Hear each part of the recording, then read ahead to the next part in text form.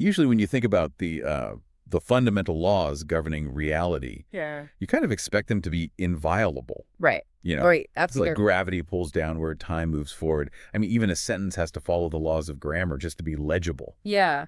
We totally rely on those structures to organize the chaos of life. Exactly. They create this safe, predictable framework where our mind can actually operate. Because without that shared linguistic or, physical architecture, human comprehension basically just collapses. So we end up treating those rules as if they're sacred. We do. Yeah.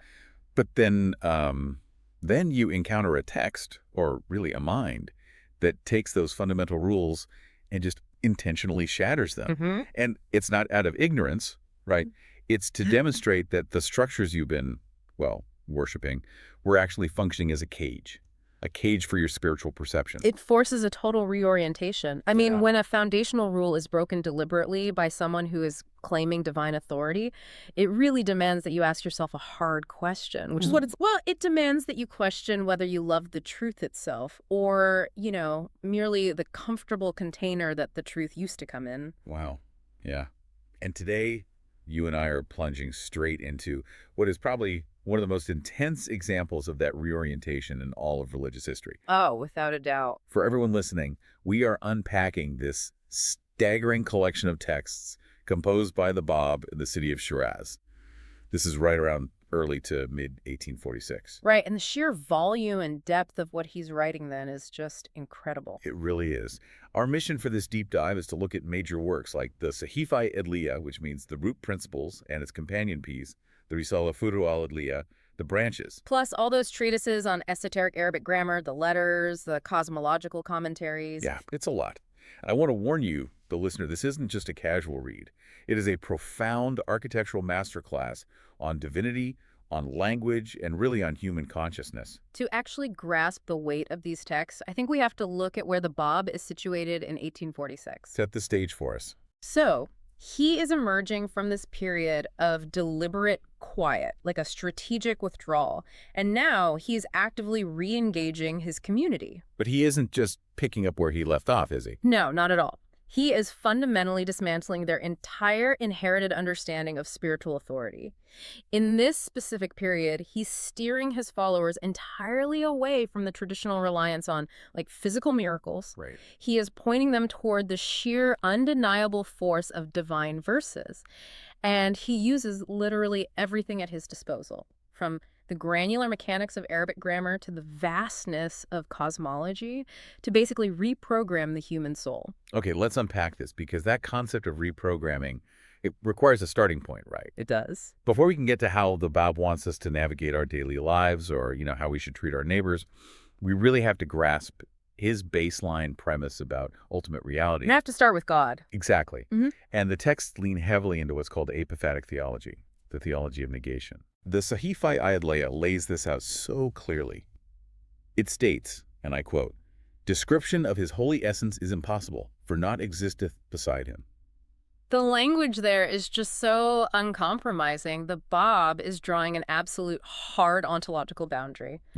He essentially states that God hasn't charged any soul with the knowledge of his innermost essence. And that's precisely because of his utter separation from all existence. The text says, "None hath known him, for none existeth in his presence."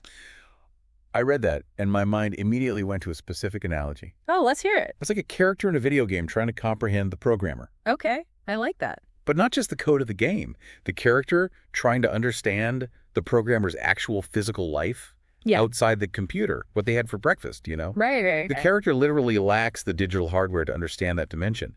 If the character claims to fully understand the programmer, it's actually just projecting its own pixelated reality onto something infinitely more complex. That captures the limitation of capacity perfectly. Because the text argues that anyone who claims to know God's innermost essence is actually committing a form of spiritual trespass. Wait, a trespass? How so? Well, they are an infidel, according to the text, because they are claiming the impossible. To claim you can comprehend the essence is to try and drag the infinite down to the level of the finite. Oh, wow. It's this incredibly subtle but lethal form of polytheism because you're basically placing your own human cognition on the exact same level as the divine essence. But wait, I have to push back here. Go for it. if God is entirely unknowable? I mean, if the text flatly says that attempting to know his essence is borderline blasphemous, doesn't that render the whole religious enterprise completely pointless? How do you mean? Well, why try? Why would you pray or seek spiritual elevation if the ultimate destination is a locked door that we are fundamentally barred from opening? And that right there is the existential crisis the Bab addresses head on. The essence is indeed a locked door. It's unreachable and untouchable.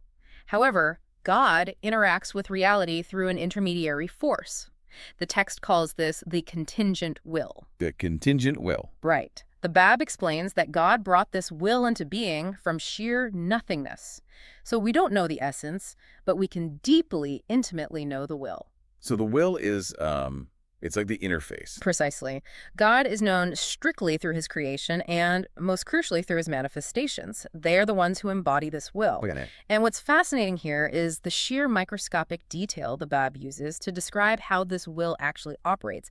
He doesn't just say, God willed it, and boom, it was. Yeah, it's way more complex than that. He outlines 7 distinct sequential stages of creation that flow from this initial will. It goes will, purpose, destiny, decree, permission, term, and book. I really want to dig into those 7 stages. Oh. Because just rattling them off as a list, Yeah. it doesn't do justice to the cosmic mechanics at play here. No, it does. Let's trace how something actually comes into existence in this framework so you listening can really picture it.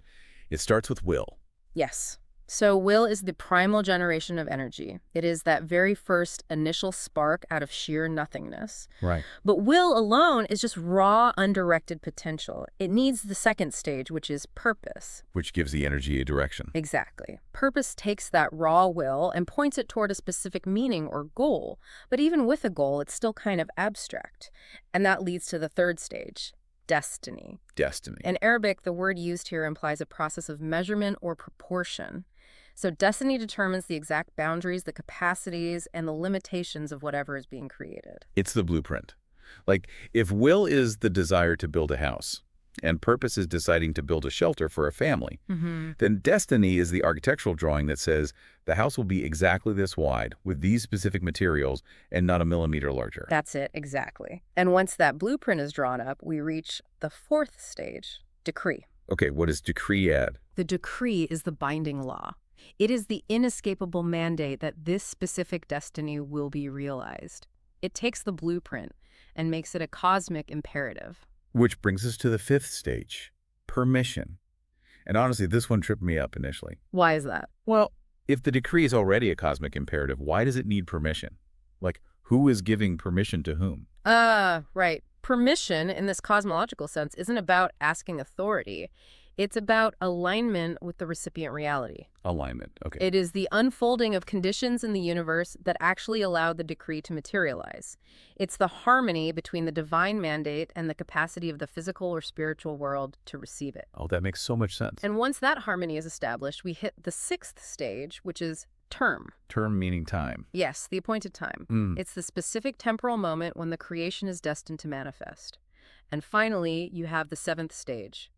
The book. The book. The book is the actualized physical or spiritual manifestation. The thing is finally written into reality. So basically nothing just happens. No. Everything, from the birth of a star down to a single human action, it all has to cascade through will, purpose, destiny, decree, permission, term, and book. Exactly. It establishes this universe of profound, structured causality. God doesn't just bypass the rules of reality. He operates through this incredibly deliberate descent from the infinite, all the way down into the finite. And this structured causality, it's the very key to understanding how the Bab views the progression of religion itself. How so? Well, think about it. If everything has a destiny, a capacity, and a term, then religious truth cannot just be a single static download that's given to humanity all at once. Right. And this is where we get the embryo analogy in the text, which I absolutely love. So vivid. The Bab compares the evolution of religion to the stages of human gestation. He literally writes that the sperm of religion existed in the early days of humanity, like the Adamic cycle, when our spiritual capacity was at its absolute infancy. The analogy is brilliant because it is entirely organic. I mean, you don't build a human being, like you build a brick wall, right? Stacking bricks of the exact same size. Right, obviously not. A human being grows from a sperm to a clot to a lump of flesh, developing organs and complex systems over time. The Bab is arguing that spiritual truth operates the exact same way. Mm-hmm. The divine will nurtures humanity's spiritual consciousness precisely according to its developmental stage. And the empathy in this logic is just striking. It really is. The text explicitly points out that imposing laws meant for a mature stage upon an early stage, or vice versa, would be, in his words, sheer tyranny. Yes. I mean, if you treat a fully formed infant like it's still a microscopic clot, you destroy it. If you expect a 3-month-old embryo to survive outside the womb, it perishes. The environment and the laws governing the organism have to perfectly match its capacity. And this is exactly how the Bab dismantles the traditional religious panic over the abrogation of old laws. Which was a huge deal back then. A massive deal. Many religious scholars of his time firmly believed that the laws of their specific dispensation were final, immutable. Right. But the Bab explains that the abrogation of past religious laws isn't a contradiction. It isn't God changing his mind or the old laws being wrong. They were just the right laws for the clot stage. Precisely. They were perfectly calibrated for humanity's capacity at that specific time.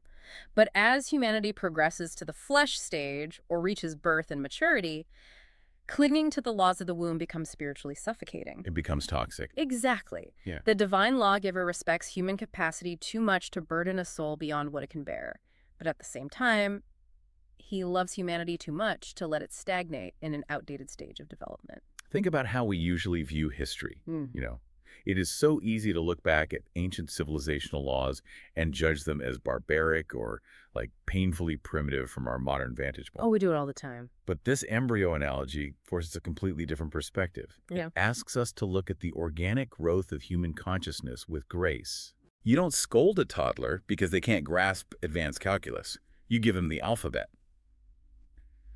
The Bab is asking his followers to view the vast sweep of religious history as one singular developing organism. But this organic progression introduces a massive point of friction. Okay, what is it? If religion grows and old rules are destined to be set aside for new ones that match our current maturity, how do we recognize the new stage when it actually arrives? Oh, right. When the spiritual toddler suddenly needs a new curriculum, how do we verify the authority of the teacher? Well, historically, humanity's default setting for verifying a prophet is demanding a magic trick. Yeah. We want the sea parted, we want the blind healed, the staff turned into a serpent. We constantly look for physical anomalies to prove metaphysical authority. And the Bab firmly shuts the door on that reliance. He fundamentally displaces the physical miracle as the primary proof of the manifestation. He just tosses it out. Pretty much. In his correspondence, he argues that a physical miracle is only truly binding on the people who physically witness it in that exact moment. Right, because if I didn't see it... For everyone else, it's just a story. It's reliant on hearsay. It doesn't possess the universal, enduring power necessary to transform the souls of subsequent generations. Instead, he redefines the ultimate criterion of authenticity. The proof isn't a disruption of physical gravity. It's the revelatory force of the verses themselves. The Bab asserts that his ultimate proof is his ability to reveal verses spontaneously without premeditation. And we have accounts of this, right? Yes, we have accounts from the text describing his ability to speak without pause and to write a mighty scroll in 12 hours without any reflection. He issues this staggering challenge to the world. He says, "Read the book we have sent down of 900 decisive verses. If thou seest or hearest from anyone the like of one verse, then turn back from my cause." Okay, let's pause and just feel the audacity of this challenge. We're talking about 1846 Shiraz. Yeah. He is living in an epicenter of Islamic scholarship. He is surrounded by clerics and theologians who have spent decades mastering the infinite intricacies of Arabic grammar, jurisprudence, and theology. They are the elite of the elite. And the Bab is a young merchant. He doesn't have the formal institutional pedigree. Yet he is producing texts at a speed and depth that completely paralyze the intellectual establishment. And, it isn't merely the velocity of his revelation that shocks them. It is what he is doing to the language itself. Yes, this is the part that blew my mind. He is engaging in a deeply subversive linguistic strategy. He is intentionally violating the established sacred rules of Arabic grammar. Right, and we have to be clear. He isn't making mistakes because he's rushing. It's calculated. Very calculated. The text points out specific examples where he will deliberately use feminine attributes for masculine words, or He will construct a sentence like, "These two are certainly sorcerers," using a syntactical structure that every trained scholar would instantly recognize as a glaring grammatical error. You have to understand that in classical Arabic scholarship, grammar is almost synonymous with divine order. Really, it's that elevated. Oh, absolutely. The Quran is held as the absolute pinnacle of linguistic perfection, and centuries of scholars derived immutable rules of grammar directly from it. Okay. To break those rules wasn't just considered bad writing, it was viewed as an affront to the divine order itself. So when the Bab uses a feminine pronoun for a masculine noun, he is throwing a massive wrench into the most guarded machinery of the religious establishment. I have to ask, though, doesn't this strategy completely backfire? How do you mean? Well, if his goal is to convince these highly educated clerics that he is speaking with the voice of God, why deliberately alienate them by writing sentences they perceive as completely flawed? Because the alienation is the point. Oh, What's fascinating here is the psychological trap he is setting. He is demonstrating that divine revelation is the creator of language, not its subordinate. wow. By breaking the rules, he is asserting that just as worlds progress, words and inflections must progress too. He is telling them, basically, the source of this language is not bound by the analytical cages you have built around it. So he is literally testing their spiritual vision. Yes. If a scholar is so obsessed with grammatical purity that a mismatched pronoun blinds them to the transformative power of the verse, they've failed the test. They are worshiping the rule book, not the author. It is the ultimate exposure of academic ego. These scholars had built their entire social and spiritual status on their mastery of grammar. By tossing their rules out the window, the Bab renders their academic status completely irrelevant in the face of raw revelation. He strips away their primary defense mechanism. That is so confrontational. It really forces them to ask, do you love the vessel or do you love the water inside it? If the water of life is poured into a new, jagged, unpolished vessel, will you die of thirst out of sheer stubbornness? That is a phenomenal pivot. And this disruption, it doesn't just stop at breaking the old rule. No, it goes much further. The Bab takes the shattered pieces of Arabic grammar and builds a completely new esoteric system out of them. He turns the mechanics of language into a curriculum for spiritual perception. We see this most vividly in his treatise on grammar. The Bab takes the foundational concepts of Arabic linguistics, specifically what are called substances and derivatives, and transforms them into a map of divine reality. To make sense of this for the listener, we need to understand a bit about how Arabic actually works. It's based on a root system, usually 3 consonants, right? Correct. That root is the substance. And from that single root, you can derive dozens of different words, verbs, nouns, adjectives, just by changing vowels or adding prefixes. Those are the derivatives. Exactly. And the Bab uses this linguistic reality as a literal cosmological mirror. Okay. The text states that God created the point of knowledge of substances and derivatives from a drop of this most great sea. In his esoteric system, the primal will, which we discussed earlier, is the ultimate substance. Oh, I see. All of creation, every single atom and soul, are the derivatives that are conjugated from that singular divine root. So when a student in 1846 is sitting down to study Arabic grammar using the Bab's treatise, they aren't just learning how to conjugate a verb. No, not at all. They are meditating on how the entire universe emanates from the will of God. If we connect this to the bigger picture, the linguistic structure is literally retraining the seeker's perception of reality. Take the Arabic letter alif, for example. The straight vertical line. Right. It is written as a single, straight, vertical stroke.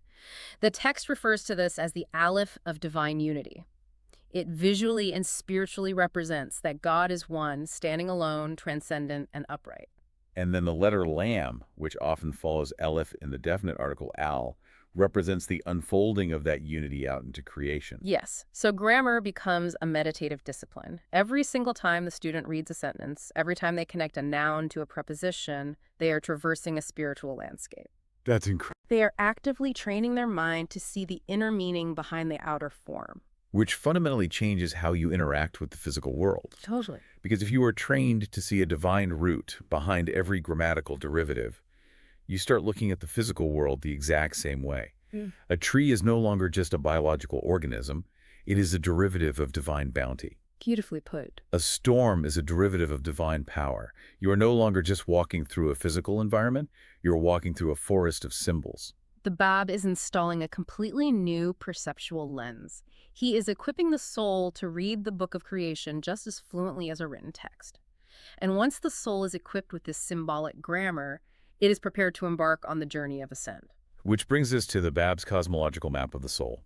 Once our perception is retrained, where are we actually going? Upward. Right.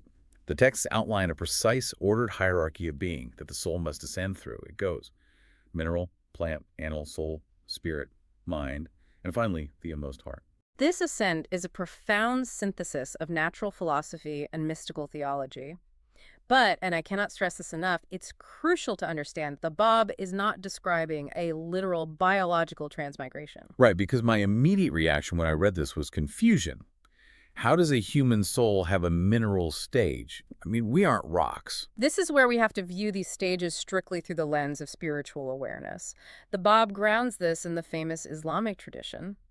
Whoso hath known his own self hath verily known his Lord. Okay. The journey through these stages is a journey of increasing self-knowledge, which equates to divine knowledge. The stages represent the prevailing condition of the soul's awareness. So let's break down what it actually means to be at the mineral stage as a human being. Well, a mineral is characterized by inertia. It exists, but it has no capacity for growth or self-directed movement. It just sits there. Right. If a human soul is entirely stagnant, entirely resistant to spiritual growth, hardened in its prejudices, and completely inert in the face of divine revelation, it is operating at the mineral level. It has the biological form of a human, but the spiritual reality of a stone.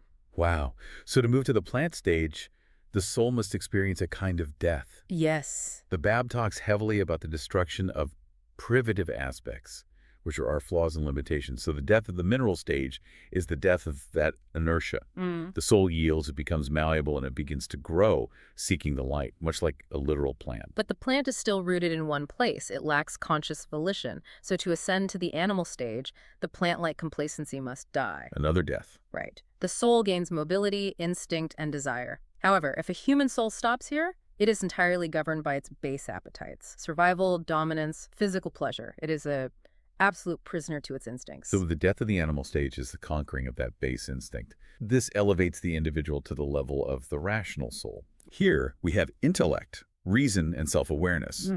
But even reason isn't the final destination, because reason can be cold, right? It can be disconnected from the divine will. Exactly. The rational soul must surrender its reliance on pure, unaided logic to ascend to the spirit, which is the realm of faith and divine animation. Right.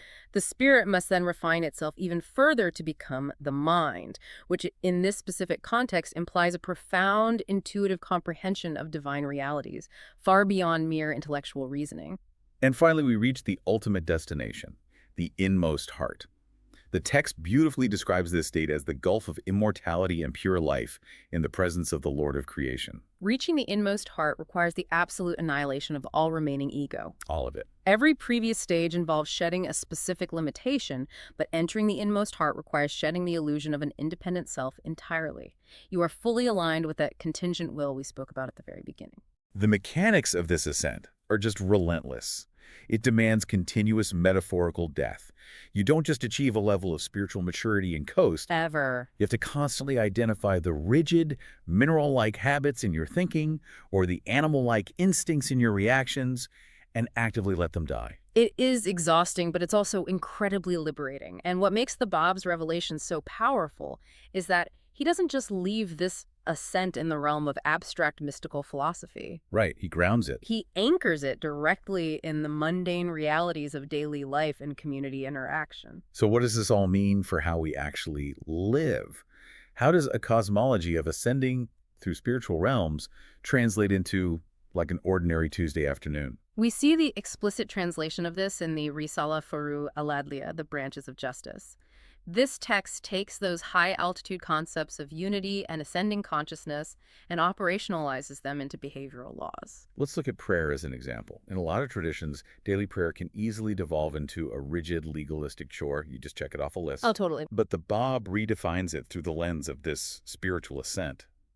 He describes prayer as the temple of unity springing from the heart. Think about what that means. If your soul is striving to reach the inmost heart, then prayer isn't a transactional obligation to some distant deity. Right. It is the active, lived expression of that unity. It is the moment the soul aligns its posture, both physical and spiritual, with the divine will. And this alignment, it radically alters how you treat other people. Completely. The text instructions on zakat or almsgiving are just breathtaking. The standard dynamic of charity is usually fraught with ego. There's always a power imbalance. Right, the wealthy benefactor looking down on the destitute recipient, often expecting gratitude or societal recognition. And the Bab absolutely shatters that dynamic. He instructs the believer that when giving charity, they must never humiliate the recipient. Never. And the underlying logic is what's so revolutionary here. The text states that God has linked his honor with his own honor. Think about the implications of that.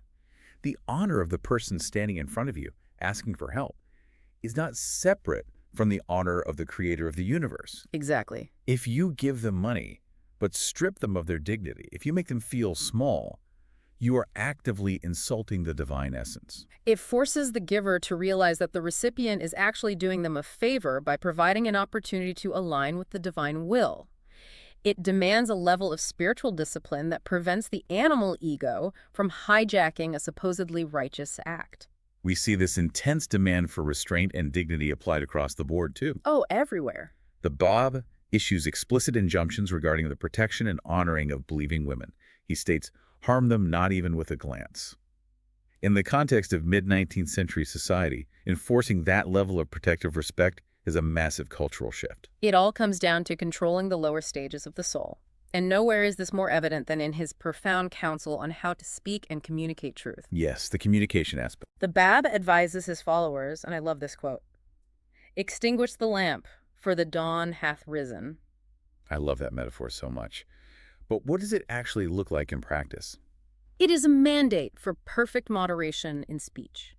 The dawn represents the overwhelming truth of the new revelation. It is bright, it is undeniable. Right. Because the sun has already risen, you don't need to shove a lantern into someone's face to prove it's daytime. It means speak only according to the capacity of your listener. If someone is at the mineral stage of understanding, you don't aggressively blind them with the light of the inmost heart. No, that would be tyranny, going back to the embryo analogy. Exactly. You extinguish your own ego, the desire to prove how much you know, the desire to win the argument, and you just meet them where they are. The text urges the believer to be a zealous lion in their inner faith, but to manifest that zeal with perfect calm restraint in their outward actions. Avoid needless sedition. Avoid aggressive proselytizing that causes conflict. This raises an incredibly difficult question, though. What is it? How do we actually maintain that restraint? When we are provoked, when our pride is wounded, when we desperately want to prove we are right, how do we stop the animal ego from taking over? How do we stay the perfectly restrained lion? The Bab answers this by providing what might be the most devastatingly insightful psychological commentary in all of these texts. I know exactly what you're going to say. He offers a radical internal reinterpretation of the Hadith of Ashura. For those who might not know, we all know the historical context of Ashura. We know the tragedy of Karbala, the martyrdom of Imam Hussein. It is the ultimate historical paradigm of righteous suffering in the face of brutal tyranny. Yes, it's a foundational tragedy. But the Bab takes that external historical trauma and turns the camera completely inward. He explains that the Battle of Karbala is not just an event locked in the 7th century. It is an ongoing, active war happening right now, inside the architecture of every single human soul. He maps the historical figures onto our internal psychology. Mm-hmm. He explains that within you there is the Lord's aspect, the divine reflection, the drive toward the inmost heart. That aspect is symbolized by Hussein. And then there is the self's ego, the animal instinct, the selfish desire, those privative aspects. Yeah. That ego is symbolized by the killer, the tyrant who slaughtered Hussein. And the text delivers this devastating line. It says, if your ego overcomes the Lord's aspect within you, then for you, every day is Ashura. I mean, let the weight of that sink in. Yeah. The Bab is telling his followers that every time they lose their temper, every time they humiliate a beggar, every time they speak with arrogance rather than extinguishing the lamp, they are actively participating in the slaughter of the divine aspect within themselves. Wow. They're perpetuating the tragedy of Karbala in their own hearts. It just strips away all our excuses. We can't just weep over historical injustices while acting like tyrants in our own living room. We really can't. The cosmic battle between light and dark isn't some abstract theological concept. It is fought in the micro moments of your day. It's fought when someone cuts you off in traffic. It's fought when you are deciding whether to gossip about a colleague. You are the battlefield. It demands absolute moment-to-moment vigilance, but it is also at the same time a message of incredible empowerment. Because you have agency. Exactly, because if you can recognize the battle, you can choose the victor. If you actively suppress the ego, if you let the Lord's aspect win, you prevent the inner tragedy. You successfully navigate the death of the lower soul and ascend closer to the inmost heart.